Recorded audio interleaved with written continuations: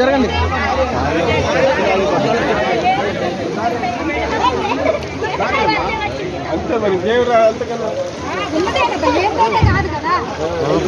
తప్పకుండా తప్పకుండా. Okay sir, మేమంతా చింతూరు డివిజన్ చింతూరు వరద బాధితం పోలవరం ముంపు ప్రాంత బాధితున్నాము. అలాగే 15 రోజుల నుంచి కూడా విపరీతమైన వర్షాలు, మనుషులు బయటికి రానియకుండా వర్షాలు, దాంతోపాటు సుమారు 10 రోజుల నుంచి కూడా రహదారులన్నీ పూర్తిగా జలమయం అయిపోయినాయి. మాకు ఎటువంటి బయట పోయి కూలి పని చేసుకునేవాడికి కానీ, ఆటోవాడికి కానీ, తాపీ పని వాళ్ళకి కానీ ఎటువంటి ఉపాధి అవకాశం లేదు. అలాగే మమ్మల్ని మన నిర్వాసితుల కాలనీకి తరలించడం కూడా కొంచెం జాప్యం చేస్తున్నారు. వాళ్ళని అధికారులు అడిగితే మీ ఇంట్లోకి నీళ్ళు రాలేదు కదా, మీరు ఎక్కడ ఉన్నారు కదా, ఇంట్లోకి నీళ్ళు వచ్చిండీ అంటున్నారు. ఇంటి ముందు నీళ్ళు వచ్చినప్పుడు ఇంట్లో నీళ్ళు లేకుండా ఉండవు కదా. మరి ఎక్కడో అసలు గోదావరి 2-3 కిలోమీటర్లు ఉన్న వాళ్ళకి కూడా దేశపోయి నిత్యావసర సరుకులు ఇస్తున్నారు, వాళ్ళకి డబ్బులు ఇస్తున్నారు. చింతూరులో మా ఇంటికి నీళ్ళు వచ్చినా కూడా ప్రభుత్వ అధికారులు సరైన స్పందన లేదు. మరి మేము ఏం తిని బతకాలి? వాళ్ళకి దారులు లేవంటున్నారు. ఏంటంటే వాళ్ళకి ఇచ్చారు కదంటే వాళ్ళకి దారులు లేవంటున్నారు. మాకు దారులు ఉన్నాయి, జేబులో డబ్బులు లేవు, కొట్లున్నాయి, ఏం పెట్టి కొనుక్కొని తినాలి మేము?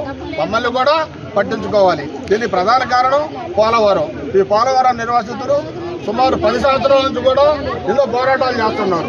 ఏదో అధికారులు వచ్చి తూతూ మాత్రంగా ఏదో సర్వే చేయటం, వాళ్ళ పబ్బం గడుపుకోవడం, అవతలకి వెళ్ళిపోవడం చేస్తున్నారు. కాబట్టి మళ్ళీ సంవత్సరం మమ్మల్ని వరదల్లో ఏమాత్రం కూడా ముంచకుండా ఇప్పుడు ఈ వరదలు అయిపోయినాక 6 నెలల్లో ఎలాగా ఇంతకుముందు సర్వే అయిపోయింది, చింతూరు కూడా సర్వే అయిపోయింది, చాలా గ్రామాలు సర్వే అయిపోయినాయి. వీళ్ళందరినీ కూడా పునర్వాసం కల్పించి వెంటనే తరలించాలని మేము మరి చింతూరు బాధలో కోరుకుంటున్నాం. అలాగే అవస్థలు పడుతున్నారు చిన్నపిల్లలేంటి, పెద్దోళ్ళేంటి, ముంపు ప్రాంతం కనీసం ఉంటాకు కూడా అవకాశం లేకుండా అయిపోయింది. ప్రతి సంవత్సరం ఇలాగే చేస్తున్నారు. మాకు ఈ సంవత్సరం ఎలా అయినా సరే మమ్మల్ని మీరు ఆదుకోవాలి, R&R ప్యాకేజీ ఇవ్వాలి, పునర్వాసం మాకు కల్పించాలి. మాకు ప్రతిదీ కూడా మీరు న్యాయం చేయాలని కలెక్టర్ గారిని, ప్రతి ఒక్క అధికారిని మేము కోరుతున్నాం. ఈ యొక్క చింతూరు గ్రామం జనాలందరినీ కూడా మీరు పట్టించుకోవాలని కోరుతున్నాం. ప్రతి సంవత్సరం కూడా మమ్మల్ని మోసం చేస్తున్నారు, వస్తున్నారు, రాసుకుంటున్నారు, ఇంకేంటి అని చెప్తున్నారు. మరి ఈసారి కంపల్సరీగా న్యాయం చేయాలని కోరుతున్నాం. సర్వేస్లో జరిగినప్పుడు కొన్ని లిడార్ సర్వే చేసి కొన్ని 41లో యాడ్ చేశాము. సో అట్లా లేనివి ఏమేమి ఉన్నాయి వాటన్నిటిని రిపోర్ట్ ప్రభుత్వం దృష్టికి తీసుకెళ్తున్నాము. మనకి ఇప్పుడు ప్రభుత్వం మారిన తర్వాత పోలవరం మీద ఉంది కాబట్టి ఈ R&R కూడా తొందరగా వచ్చేటట్లు మేము ఈ రిపోర్ట్ చేస్తున్నాము. సో మనం ఇక్కడే కాదు, ఏ మండలంకి వెళ్ళినా ఎక్కడికి వెళ్ళినా ఇది ఒక కంప్లైంట్ వస్తుంది, R&R అనేది ఒక కంప్లైంట్ వస్తుంది. సో దీని మీద చేస్తున్నాము. ఆ గతంలో ఇది 45లో ఉన్నదాన్ని కూడా ఈ BC కాలనీ, మన సబ్ రోడ్డు వాటిని 41లోకి చేర్చాము. సో కాబట్టి వీటన్నిటి మీద త్వరితగతిన రిపోర్ట్ పెట్టేసి ఈ వరదల్లో ఈ బాధలు ఫేస్ చేస్తున్నారు, వీటి గురించి ఇవి ఉన్నాయి, మనం ఇవి చేస్తున్నాం. సో దీనికి ఒక శాశ్వత పరిష్కారం మీరంతా అడుగుతున్నట్లు ఇది కాబట్టి ఇది తీసుకెళ్ళి అలాగే R&R ప్యాకేజ్తో పాటు మనకు R&R కాలనీలు ఎక్కడెక్కడ ఉన్నాయి, వాటి యొక్క ప్రస్తుత స్థితి ఏంటి, సో ఎక్కడి వరకు అక్కడ కన్స్ట్రక్షన్ పూర్తయింది అండ్ అక్కడ ఏ అవసరాలు కావాలి, ఇవన్నీ డీటెయిల్డ్గా మనం ఒక రిపోర్ట్ ప్రిపేర్ చేసి మనం ప్రభుత్వానికి పంపిస్తున్నాము. అండ్ మాకు బతుకుదొరు కావాలి. ముందు మా కాలనీలు మాకు ఇస్తామని కాలేదు, 58 ఎకరాలు ఇస్తామన్నావు, సరే అది యాక్చువల్ మిగతా కొంటా ఉన్నారు, ఇంతవరకు దాని ఊసు లేదండి. తర్వాత వచ్చి అది మీకు కాదు ఇంకోళ్ళకి అన్నారు. ప్రతి వాళ్ళని దేశపాటు చూపిస్తున్నారు, డ్రామాలు చేస్తున్నారు, మమ్మల్ని మధ్య పెడుతున్నారు. ఎంతకాలం మభ్య పెట్టి మీరు చూస్తున్నారు కదండి.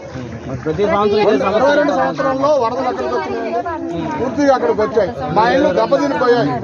మళ్ళీ మునిగితే మళ్ళీ మా ఇల్లు కూలిపోతే మా పరిస్థితి ఏంటండి? సంచార బతుకులు అయిపోతున్నాయి. మళ్ళీ బాగా 2 రూపాయలు ఆడికి పోతాం, మీద మమ్మల్ని వచ్చి మునిపాలు ఇస్తారా, చింతపండు వేస్తారా, ఎడుకోవటం ఉంటుంది.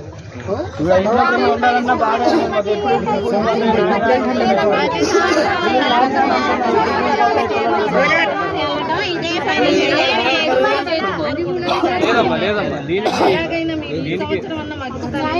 దీనికి మనం అనుకున్నట్టు వరదలు వచ్చినప్పుడు ప్రభుత్వం ఏమైతే చేయాలన్నిట్లో అన్నీ చేసాం. గతంలో పోలిస్తే గ్రామ సభలు కండక్ట్ చేసాం, విలేజ్ కమిటీస్ పెట్టాం. మీకు అందరూ తెలిసి ఉండదు, నిన్న నైట్ ఈ సబరి పెరుగుతుందని నేనే తిరిగాను. BC కాలనీ సబరి నేనే వచ్చి అధికారులు చెప్పారని చెప్పేసి మేము ఈ వరదలు చేయడానికి చేస్తున్నాం. కానీ మీరందరూ అన్నట్టు ఇది శాశ్వత పరిష్కారం అయితే మీరంతా అన్నట్టు ఎసెన్షియల్ కమోడిటీస్ ఏదో ఇచ్చేసి ఇదైతే కాదు.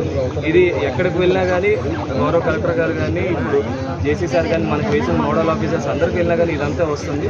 సో మేమంతా ఇదంతా ఒక రిపోర్ట్ రిపోర్ట్ కన్సాలిడేట్ చేసి అండ్ ఇప్పుడు ప్రభుత్వం కూడా పోలవరం అనేది ఈ ప్రభుత్వం యొక్క మెయిన్ సో ఎజెండాలో భాగంగా ఉంది కాబట్టి పోలవరం సో దాన్ని కంప్లీట్ చేస్తూ ఆ పోలవరంకి భూములు ఇచ్చిన వాళ్ళందరికీ కూడా న్యాయం జరిగేలాగా మేము రిపోర్ట్ చేస్తాము. అండ్ ఇది మేము దీని గురించి అయితే మేము అది మన పరిశీలనలో ఉంది అండ్ ఖచ్చితంగా ఇది మనకి ప్రభుత్వం దృష్టికి అయితే తీసుకెళ్తాం. అండ్ ఇప్పుడు దీనికి సంబంధించిన మనకి త్వరలో ఈ పోలవరం సంబంధించిన మీటింగ్లు కూడా ఉన్నాయి కలెక్టర్లందరికీ. సో దాంట్లో మేము ఖచ్చితంగా తీసుకెళ్తాము.